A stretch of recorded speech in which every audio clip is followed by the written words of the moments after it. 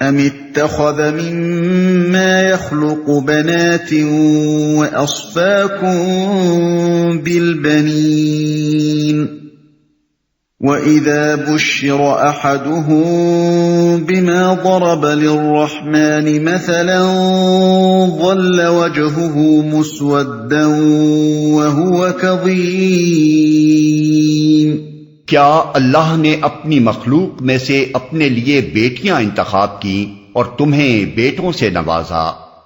اور حال یہ ہے کہ جس اولاد کو یہ لوگ اس خدائے رحمان کی طرف منسوب کرتے ہیں، اس کی ولادت کا مژدہ جب خود ان میں سے کسی کو دیا جاتا ہے تو اس کے منہ پر سیاہی چھا جاتی ہے اور وہ غم سے بھر جاتا ہے۔ یہاں مشرکین عرب کی نامعقولیت کو پوری طرح بے نقاب کر کے رکھ دیا گیا ہے۔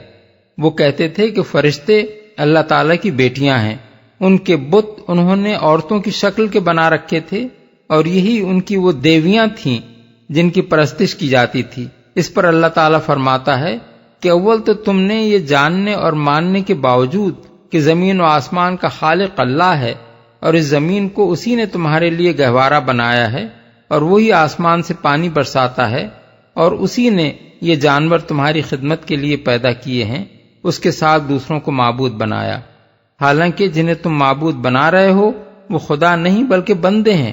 پھر مزید غضب یہ کیا کہ بعض بندوں کو صفات ہی میں نہیں بلکہ اللہ کی ذات میں بھی اس کا شریک بنا ڈالا اور یہ عقیدہ ایجاد کیا کہ وہ اللہ کی اولاد ہیں۔ اس پر بھی تم نے بس نہ کیا اور اللہ کے لیے وہ اولاد تجویز کی جسے تم خود اپنے لیے ننگوار سمجھتے ہو۔ بیٹی گھر میں پیدا ہو جائے تو تمہارا منہ کالا ہو جاتا ہے، خون کا سا گھونٹ پی کر رہ جاتے ہو، بلکہ بعض اوقات زندہ بچی کو دفن کر دیتے ہو۔ یہ اولاد تو آئی اللہ کے حصے میں، اور بیٹے جو تمہارے نزدیک فخر کے قابل اولاد ہیں مخصوص ہو گئے تمہارے لیے۔ اس پر تمہارا دعویٰ یہ ہے کہ ہم اللہ کے ماننے والے ہیں۔ أَوَمَن يُنَشَّأُ فِي الْحِلْيَةِ وَهُوَ فِي الْخِصَامِ غَيْرُ مُبِينٍ۔ کیا اللہ کے حصے میں وہ اولاد آئی جو زیوروں میں پالی جاتی ہے اور بحث و حجت میں اپنا مدعا پوری طرح واضح بھی نہیں کر سکتی؟ بالفاظ دیگر جو نرم و نازک اور ضعیف و کمزور اولاد ہے وہ تم نے اللہ کے حصے میں ڈالی، اور خم ٹھونک کر میدان میں اترنے والی اولاد خود لے اڑے۔ اس آیت سے عورتوں کے لیے زیور کے جواز کا پہلو نکلتا ہے، کیونکہ اللہ تعالیٰ نے اس کے لیے زیور کو ایک فطری چیز قرار دیا ہے۔ یہی بات احادیث سے بھی ثابت ہے۔ امام احمد، ابو داؤد اور نسائی حضرت علی سے روایت کرتے ہیں کہ نبی صلی اللہ علیہ وسلم نے ایک ہاتھ میں ریشم اور دوسرے ہاتھ میں سونا لے کر فرمایا، یہ دونوں چیزیں لباس میں استعمال کرنا میری امت کے مردوں پر حرام ہے۔ ترمذی اور نسائی نے حضرت ابو موسیٰ اشعری کی روایت نقل کی ہے کہ حضور نے فرمایا کہ ریشم اور سونا میری امت کی عورتوں کے لیے حلال اور مردوں پر حرام کیا گیا۔ علامہ ابو بکر جساس نے احکام القرآن میں اس مسئلے پر بحث کرتے ہوئے حسب ذیل روایات نقل کی ہیں۔ حضرت عائشہ فرماتی ہیں کہ ایک مرتبہ حضرت زید بن حارثہ کے صاحبزادے اسامہ بن زید کو چوٹ لگ گئی اور خون بہنے لگا۔ رسول اللہ صلی اللہ علیہ وسلم کو ان سے اپنی اولاد جیسی محبت تھی۔ آپ ان کا خون چوس چوس کر تھوکتے جاتے اور ان کو یہ کہہ کر بہلاتے جاتے کہ اسامہ اگر بیٹی ہوتا تو ہم اسے زیور پہناتے، اسامہ اگر بیٹی ہوتا تو ہم اسے اچھے اچھے کپڑے پہناتے۔ حضرت ابو موسیٰ اشعری کی روایت ہے کہ حضور نے فرمایا، لبس الحریر والذہب حرام علی ذکور امتی وحلال لاناسہا، ریشمی کپڑے اور سونے کے زیور پہننا میری امت کے مردوں پر حرام اور عورتوں کے لیے حلال ہے۔ حضرت عمرو بن عاص کی روایت ہے کہ ایک مرتبہ دو عورتیں حضور کی خدمت میں حاضر ہوئیں اور وہ سونے کے کنگن پہنے ہوئے تھیں۔ آپ نے فرمایا، کیا تم پسند کرتی ہو کہ اللہ تمہیں ان کے بدلے آگ کے کنگن پہنائے؟ انہوں نے عرض کیا، نہیں۔ آپ نے فرمایا، تو ان کا حق ادا کرو، یعنی ان کی زکوٰۃ نکالو۔ حضرت عائشہ کا قول ہے کہ زیور پہننے میں مذائقہ نہیں بشرطے کہ اس کی زکوٰۃ ادا کی جائے۔ حضرت عمر نے حضرت ابو موسیٰ اشعری کو لکھا کہ تمہاری عملداری میں جو مسلمان عورتیں رہتی ہیں ان کو حکم دو کہ اپنے زیوروں کی زکوٰۃ نکالیں۔ امام ابو حنیفہ نے عمر بن دینار کے حوالے سے یہ روایات نقل کی ہیں کہ حضرت عائشہ نے اپنی بہنوں کو اور حضرت عبداللہ بن عمر نے اپنی بیٹیوں کو سونے کے زیور پہنائے تھے۔ ان تمام روایات کو نقل کرنے کے بعد علامہ جساس لکھتے ہیں کہ نبی صلی اللہ علیہ وسلم اور صحابہ سے جو روایات عورتوں کے لیے سونے اور ریشم کے حلال ہونے کے متعلق وارد ہوئی ہیں وہ عدم جواز کی روایات سے زیادہ مشہور اور نمایاں ہیں، اور آیت مذکورہ بالا بھی اس کے جواز پر دلالت کر رہی ہے۔ پھر امت کا عمل بھی نبی صلی اللہ علیہ وسلم اور صحابہ کے زمانے سے ہمارے زمانے یعنی 4 صدی کے آخری دور تک یہی رہا ہے، بغیر اس کے کہ کسی نے اس پر اعتراض کیا ہو۔ اس طرح کے مسائل میں اخبار احاد کی بنا پر کوئی اعتراض تسلیم نہیں کیا جا سکتا۔ وَجَعَلُوا الْمَلَائِكَةَ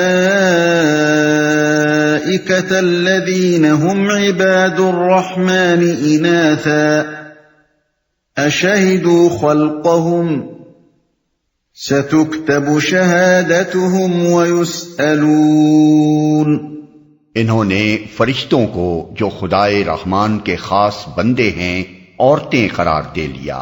کیا ان کے جسم کی ساخت انہوں نے دیکھی ہے؟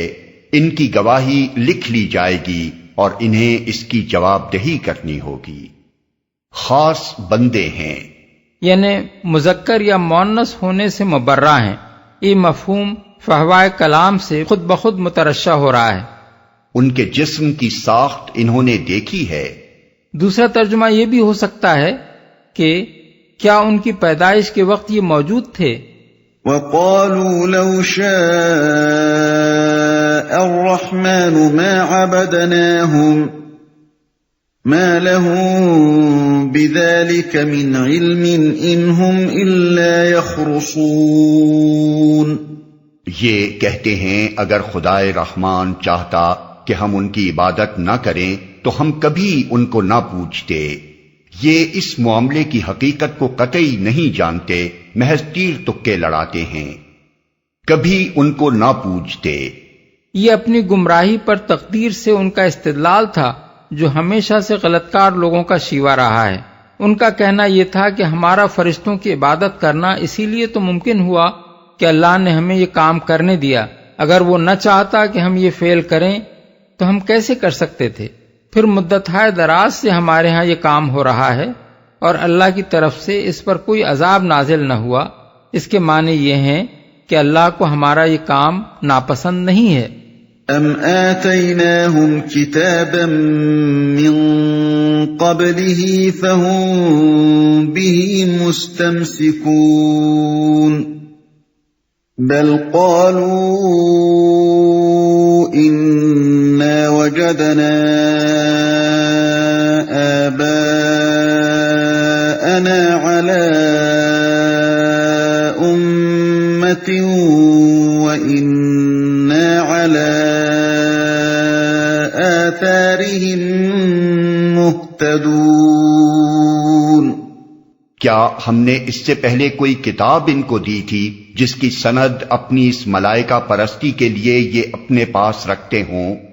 نہیں، بلکہ یہ کہتے ہیں کہ ہم نے اپنے باپ دادا کو ایک طریقے پر پایا ہے اور ہم انہی کے نقش قدم پر چل رہے ہیں جس کی سند یہ اپنے پاس رکھتے ہوں۔